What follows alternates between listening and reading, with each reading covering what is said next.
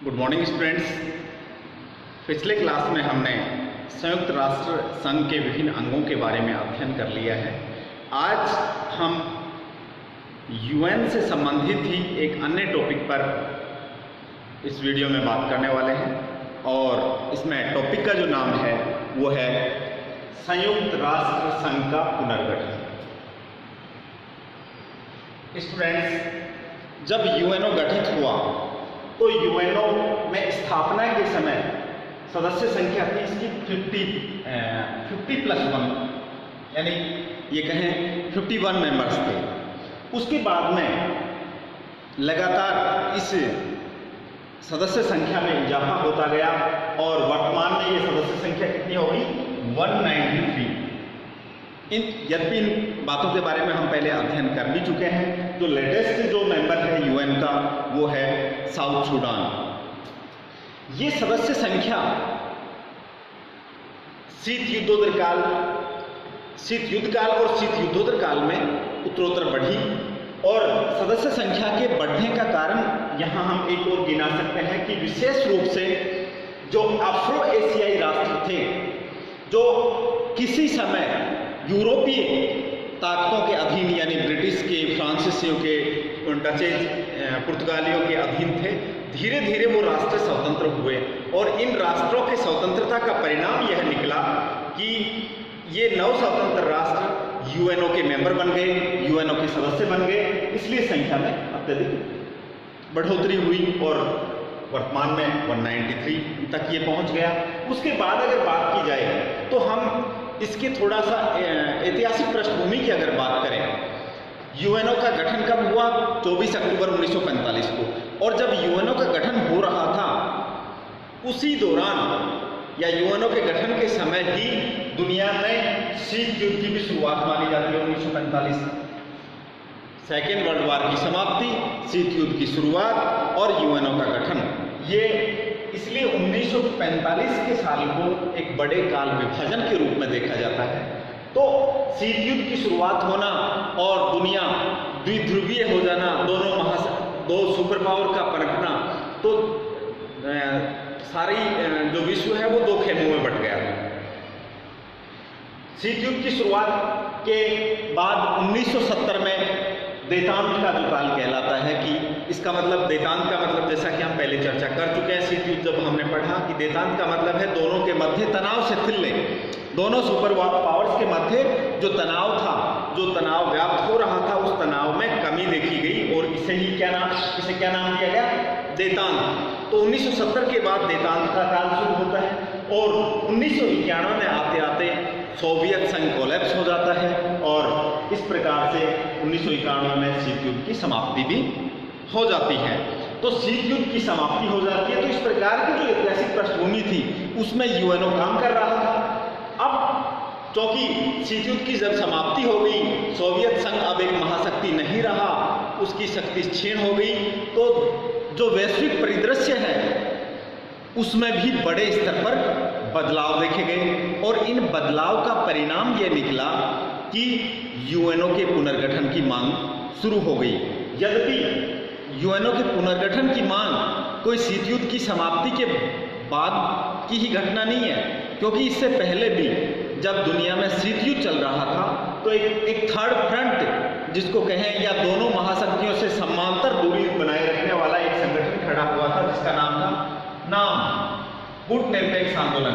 तो गुटनिरपेक्ष आंदोलन के माध्यम से भी विकासशील राष्ट्र, नाम में कौन से राष्ट्र थे? जो नव स्वतंत्र राष्ट्र थे, अफ्रो एशियाई जो राष्ट्र थे वो इसके नाम के सदस्य बने थे। तो इन राष्ट्रों ने शुरू से इस प्रकार की मांग उठाना शुरू कर दी थी यद्यपि कि यूएनओ का पुनर्गठन होना चाहिए।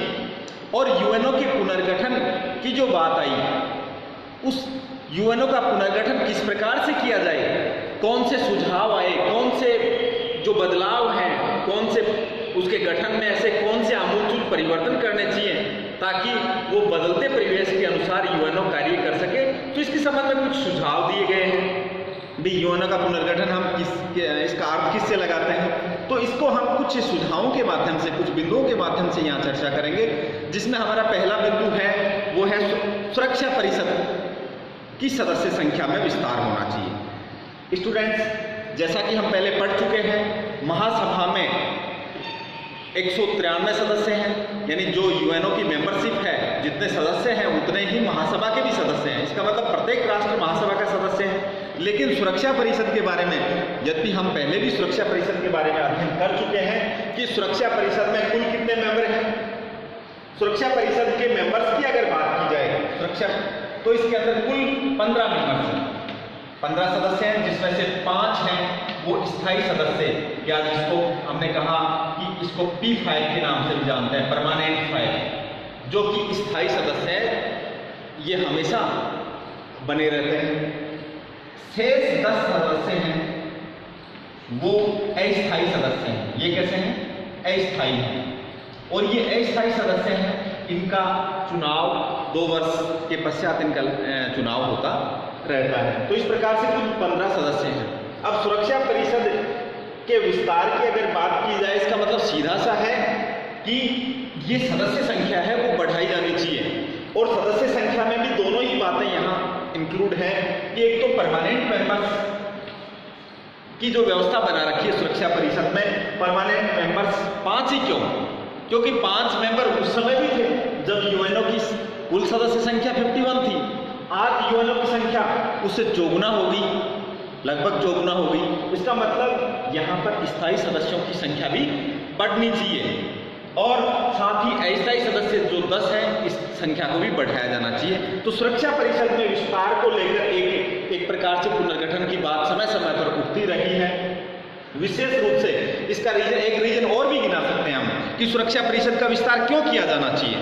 देखिए, अफ्रीका और लैटिन अमेरिका 2 बड़े महाद्वीप हैं जिनको सुरक्षा परिषद में स्थायी सदस्यता प्राप्त नहीं है, यानी 2 बड़े महाद्वीप जिनका कोई प्रतिनिधि नहीं है, सुरक्षा परिषद में स्थायी मेंबर नहीं है। तो स्वाभाविक है कि इन दोनों महाद्वीपों को, जो बड़े महाद्वीप हैं, इनको प्रतिनिधित्व सुरक्षा परिषद में मिलना चाहिए। इसका मतलब स्थायी सदस्यता इनको प्राप्त होनी चाहिए। इस प्रकार की मांग, इस प्रकार के सुझाव समय समय पर आते रहे। एक दूसरी बात कि एक ग्रुप बना हुआ है जिसको हम G4 के नाम से जानते हैं। इस G4 में 4 मेंबर्स हैं, और इन 4 मेंबर्स की भी अगर हम बात करें तो इसमें जापान आता है, जापान, जर्मनी, भारत एवं ब्राजील। ये चारों सदस्य मिलकर G4 का इन्होंने गठन किया, और इन G4 के सदस्यों ने यह डिमांड की, ये मांग की कि इन G4 के सदस्यों को, यानी जापान को, जर्मनी को, भारत को और ब्राजील को संयुक्त राष्ट्र में स्थायी या परमानेंट मेंबरशिप दी जानी चाहिए विद वीटो के। क्योंकि एक बात और जो हमने वैसे चर्चा कर ली है कि इन 5 को या P5 को, परमानेंट 5 जिनको हम कह रहे हैं, इनको वीटो शक्ति दी गई है। तो ये राष्ट्र भी कहते हैं कि हमें भी सुरक्षा परिषद में स्थायी मेंबर बनाया जाए और वीटो की शक्ति प्रदान की जाए। तो इस प्रकार से दूसरी बात, यहाँ तो ये तो स्थायी सदस्यों की बात होगी। अस्थायी सदस्यों की संख्या को बढ़ाने की डिमांड हो रही है। जो वर्तमान में 10 सदस्य है, स्थायी सदस्य जो प्रति 2 वर्ष के लिए चुने जाते हैं, तो इस सदस्य संख्या को भी बढ़ाया जाना चाहिए। इस प्रकार की मांग की गई, और ये मांग होना भी स्वाभाविक है, क्योंकि इससे क्या होगा कि सदस्य संख्या बढ़ने से ज़्यादा लोगों को सुरक्षा परिषद में प्रतिनिधित्व प्राप्त होगा। और क्योंकि यूएनओ के सभी अंगों के बारे में हम पढ़ चुके हैं कि जो सबसे शक्तिशाली अंग कौन सा है, सुरक्षा परिषद है।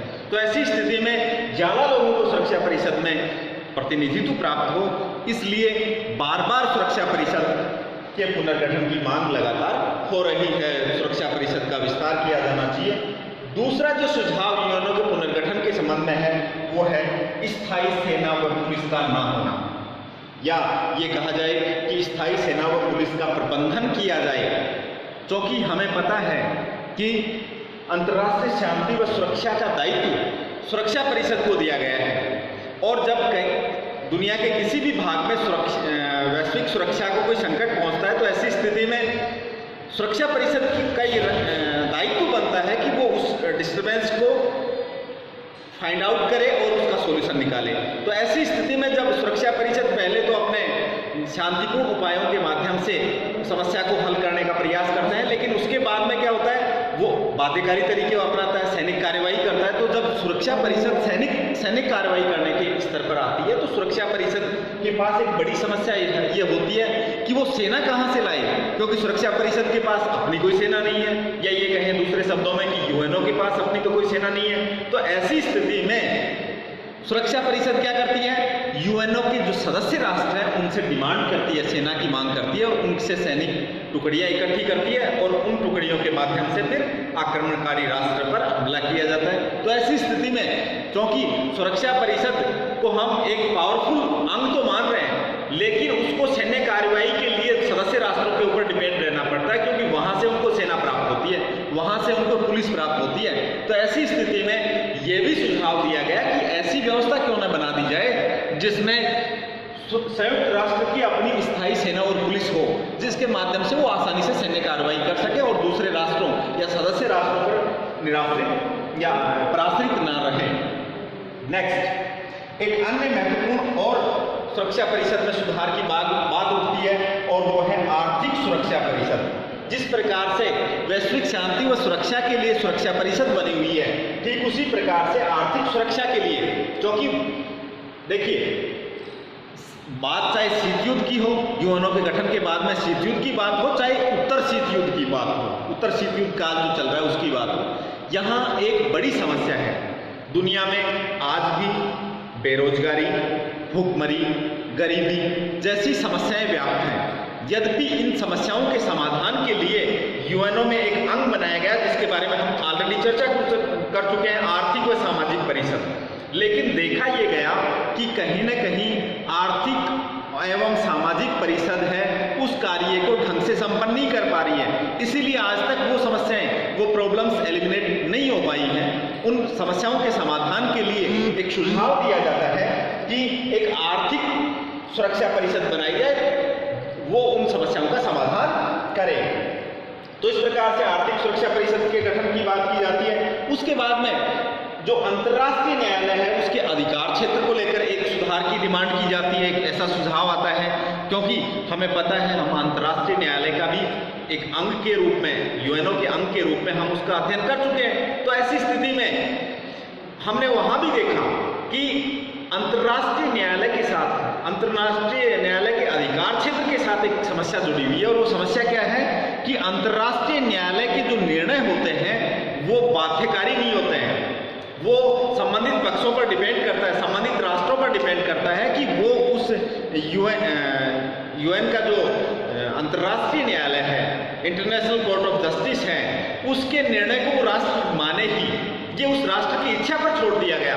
तो यहाँ पर एक डिमांड ये उठती है, एक पुनर्गठन की मांग ये उठती है कि क्यों ना ऐसा हो कि अंतर्राष्ट्रीय न्यायालय का जो अधिकार क्षेत्र है उसको बाध्यकारी बनाया जाए, उसको अनिवार्य बनाया जाए, वो वैकल्पिक नहीं रहना चाहिए। तो इस प्रकार की डिमांड समय समय पर उठती रहती है। इसके अलावा बदलते वैश्विक परिदृश्य में एक और पुनर्गठन की आवश्यकता है और वो यह है क्योंकि दुनिया में जो बड़े बदलाव हुए हैं उसके बाद में ये देखा गया कि महासचिव का जो अधिकार क्षेत्र है वो बहुत, ये कहें कि महासचिव के जो कार्य हैं उनका अत्यधिक विस्तार हो गया, जबकि चार्टर में इस प्रकार के किसी कार्य का उल्लेख नहीं था। इसका मतलब ये होना चाहिए कि सुरक्षा परिषद जो यूएन के जो सेक्रेटरी हैं, जनरल सेक्रेटरी हैं, महासचिव हैं, उनकी शक्तियों को भी कहीं न कहीं चार्टर में स्पष्ट कर दिया जाए ताकि वो कौन कौन से कार्यों को किस प्रकार से कर सकें। तो ये एक सुधार की एक बात बनती है। इसके अलावा यूएनओ के पुनर्गठन की अगर बात की जाए तो इसमें एक चीज और है कि नेक्स्ट जो बिंदु है हम उसको यहाँ थोड़ा सा देख लेते हैं। एक तो है कि वर्तमान समय में एक बड़ी समस्या है और वो समस्या है वैश्विक आतंकवाद की।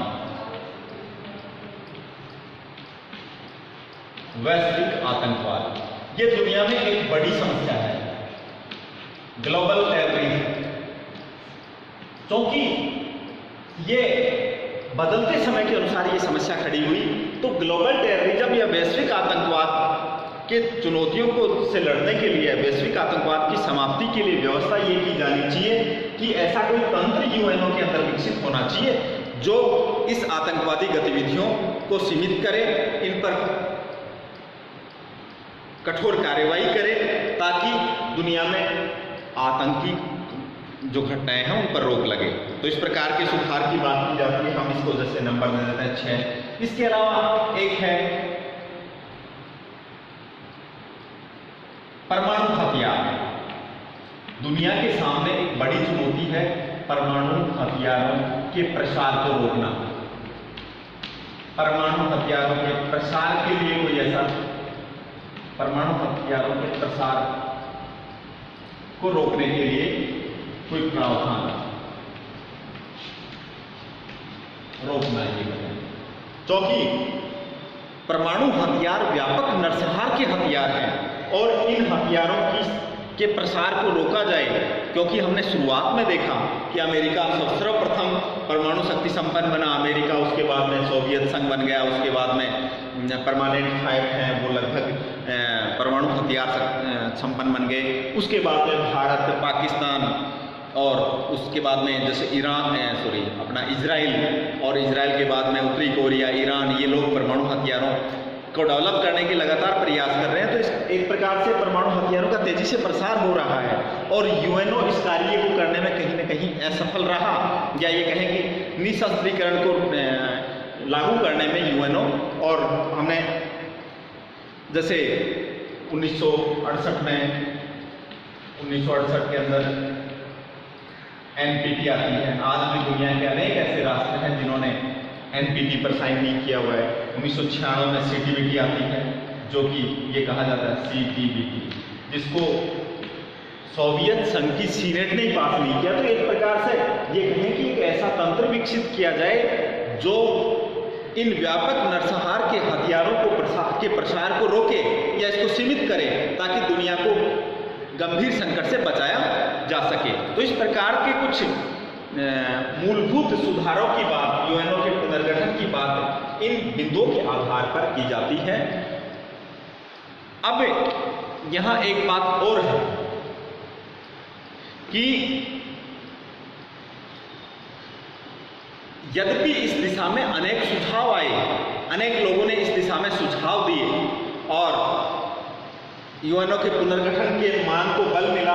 जैसे हमने यहाँ देखा है बुतरस घाली और कोफी अन्नान जो यूएन के जनरल सेक्रेटरी रह चुके हैं, इन्होंने भी इस चीज़ के लिए डिमांड की थी कि यूएनओ का पुनर्गठन किया जाए। तो इस प्रकार से लगातार इस प्रकार की डिमांड उठती रही है और इन फ्यूचर कुछ ऐसे प्रयास हुए भी हैं कि सुधार की दिशा में काम भी हुए हैं, लेकिन इसको और आगे ले जाने की आवश्यकता है।